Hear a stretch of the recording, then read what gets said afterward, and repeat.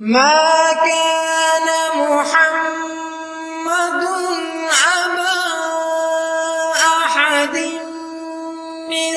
رجالكم ولكن رسول الله وخاتم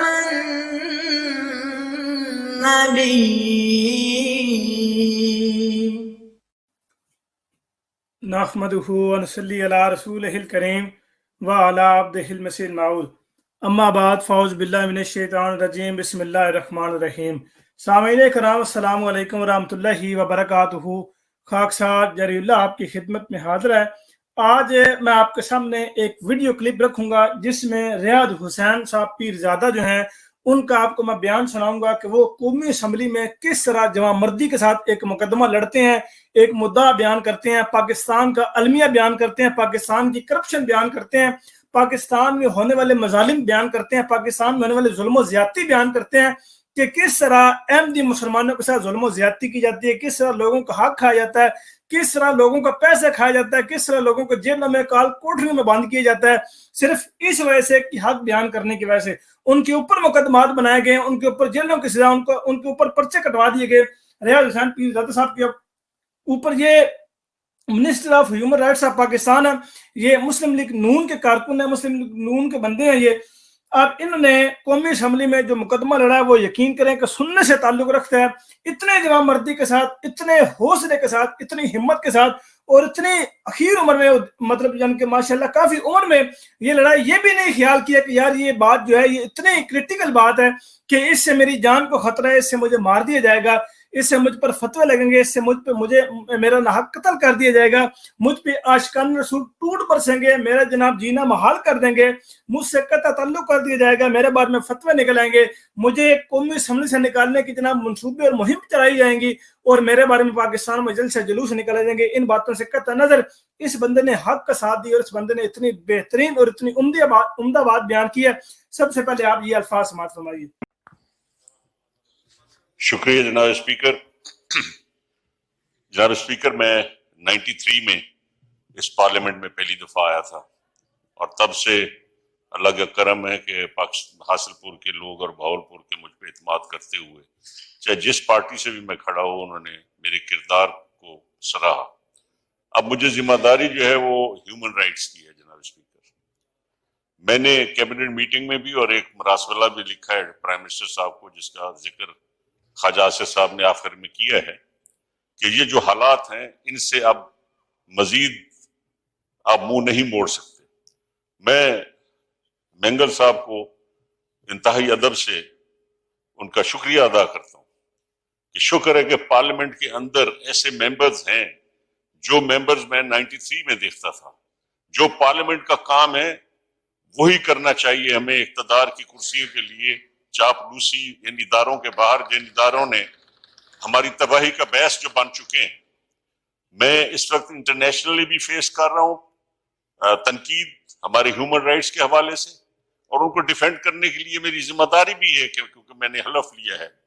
کہ میں نے پاکستان کے اداروں کو بھی ڈیفینڈ کرنا ہے. لیکن جناب اسپیکر، ضمیر پہ بوجھ رکھ کے پاکستان کے ادارے میں کھل کے کہوں گا، نہ عدلیہ اب ہمارا تحفظ کر سکی ہے، نہ ہماری افواج تحفظ کر سکی ہیں. اور یہ جو بلیڈنگ ہو رہی ہے یہ صرف بلوچستان کے لیے تو ہمارا دل ہمیشہ روتا ہے. اور جو فاٹا میں ہوا، جو غیر ملکی مداخلت کے لیے ہم استعمال ہوئے، جو ہمارے ادارے استعمال ہوئے، اور جس طرح پارلیمنٹ میں لوگوں کو چن کے اور یہاں پہ سلیکٹڈ آ گئے، اور جس طرح ایکسٹینشنوں کے چکر میں اس ملک کے ساتھ کھلواڑ ہوتا ہے، نہ عدلیہ اس کو سنبھالا دے سکی ہے. آج ہمیں بلایا جاتا ہے کہ جی جیلوں میں آبادی بہت ہو گئی ہے، ان کو کم کرو. تو بھائی فیصلے کرو تم. نہ فیصلے نیچے کوئی کرتا ہے، نہ کوئی ہمیں تحفظ مل رہا ہے. پنجاب میں ہر طرف لینڈ گریبنگ ہے، نان ٹالرنس ہے، ادارے کر رہے ہیں، فرد نہیں، ادارے ملوث ہیں، چاہے وہ عدل اور انصاف کے ہوں، چاہے ہمارے محافظ ہوں، کوئی معاف نہیں کر رہا. نان ٹالرنٹ اس وقت حالات ہیں. احمدی جماعت کو دن دہاڑے چھریوں سے مارا جا رہا ہے، ان کے گھروں کو، ان کی مسجدوں، ان کی عبادت گاہوں کے جا کے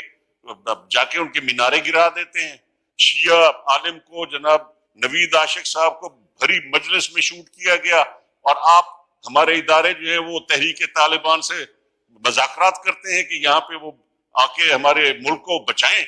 جناب اسپیکر، ہر ملک کی اپنی ایک عزت اور توقیر ہے۔ نواز شریف صاحب نے آ کے اس دہشت گردی کے خلاف جو ایک بھرپور مہم چلائی تھی، اس سے ملک جو ہے 5-10 سال نکال گیا ہے۔ اب جو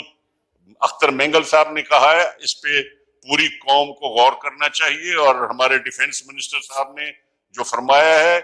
کوئی سیاستدان اب نہیں چاہتا کہ سیاست اور اسمبلی کے ساتھ جس طرح آج کے لیڈر جو اپنے آپ کو سمجھتے ہیں کہ 9 سیٹوں پہ بن گئے ہیں، وہ کر کیا رہے؟ عوام باہر بھوکی مر رہی ہے، اور وہ اداروں کو بھی تباہی کی طرف اور دھمکا رہے ہیں، لوگوں کو بھی دھمکا رہے ہیں۔ جس انداز سے پیسے استعمال ہو رہے ہیں الیکشنوں میں، کوئی اس ملک کا ہے والی وارث؟ یا یہ پارلیمنٹ اگر کوگنیزنس نہیں لے گی تو آج میں بولوں گا تو کل کو یہ ایک شیعہ مارا گیا جی، وہ طالبان تو ہے نا ان کے پاس، میرے والد کو بھی مارا جی، شیعہ مارا گیا۔ نہ ہمیں کہیں عدالتوں سے انصاف ملتا ہے، جس کے ساتھ ظلم ہوتا ہے، چاہے بلوچستان میں ہو رہا ہے، چاہے فاٹا میں ہو رہا ہے،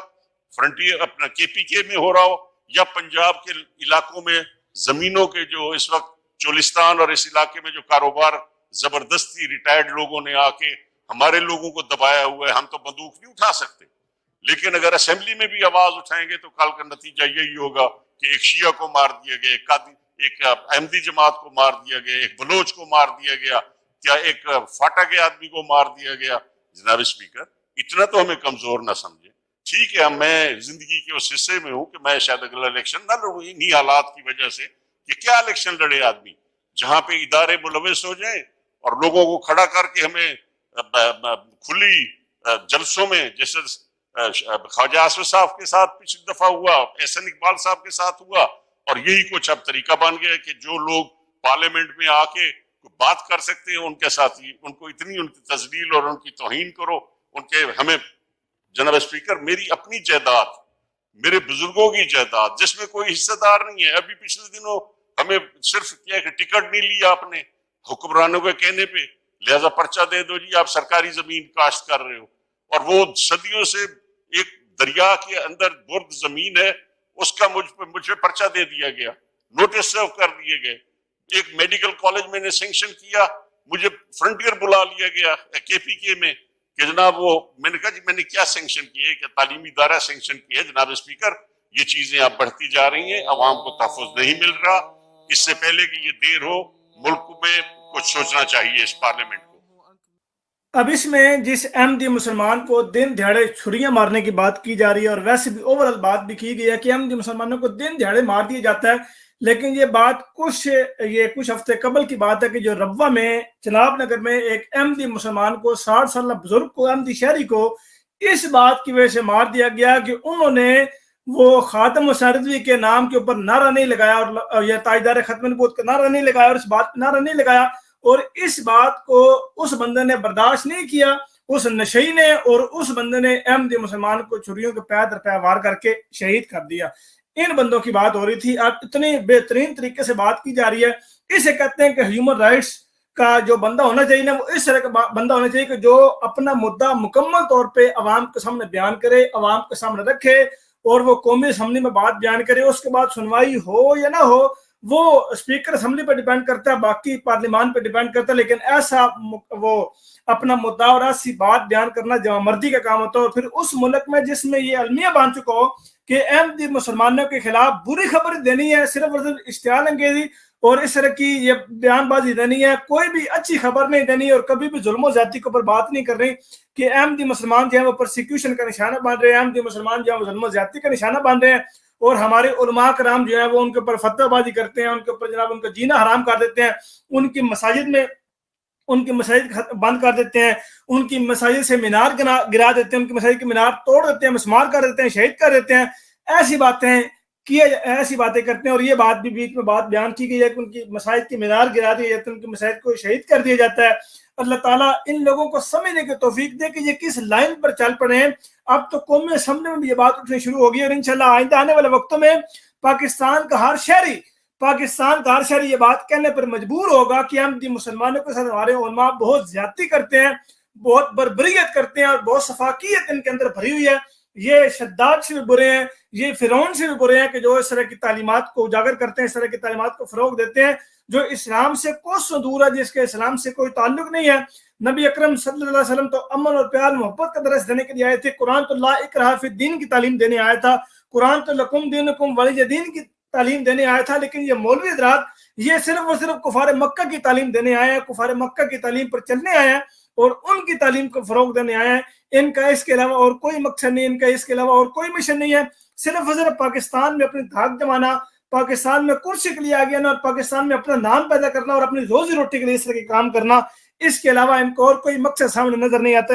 اس کے علاوہ ان کا کوئی اور مقصد ہے بھی نہیں، صرف یہ کہ ان کا اثر رسوخ جاتا رہے گا، لوگ ان کی باتوں پہ کان نہیں دھریں گے کہ یار ایڈا اوکھا سی ایڈی اپنی جنتا بنائیے، ہوں اسی اگر کہہ دیتا کہ احمدی مسلمان سچے تو ساری عوام توڑ جانی ہے، ہمیں کون سنے گا، ہمیں کون روٹی دے گا، ہمیں کون دال روٹی دے گا۔ اس لیے بہترین طریقہ یہی ان کے ہاں نزدیک، ان کو یہ لگتا ہے کہ جس طرح چل رہا معاملہ اس طرح چلتا رہے، یعنی جھوٹ اس یقین کے ساتھ بولو کہ وہ اگلے کو لگے کہ یار یہ بندہ سچ بول رہا ہے، اور پھر انسان اپنے اندر اتنا پخت اور یقین کر لے کہ نہیں یار جڑا میں جھوٹ ہی بول رہا ہوں سچ ہی ہے، تو آئیں اگلے بندے پہ پھر وہ بندہ خود اس جھوٹ کو بھی اپنے آپ یقین کرنے لگ پڑتا ہے، اس لیے پھر اس دل سے نکلنا اس کے لیے بڑا مشکل ہو جاتا ہے۔ ہم پھر بھی یہ دعا کرتے ہیں کہ اللہ تعالیٰ ان کو اس دل سے نکالے، اللہ تعالیٰ عوام الناس کو سمجھنے کی توفیق دے، اللہ تعالیٰ عوام الناس کو تدبر کرنے کی توفیق دے، آمین ثم آمین۔ وما علینا الا البلاغ المبین۔ السلام علیکم ورحمۃ اللہ وبرکاتہ۔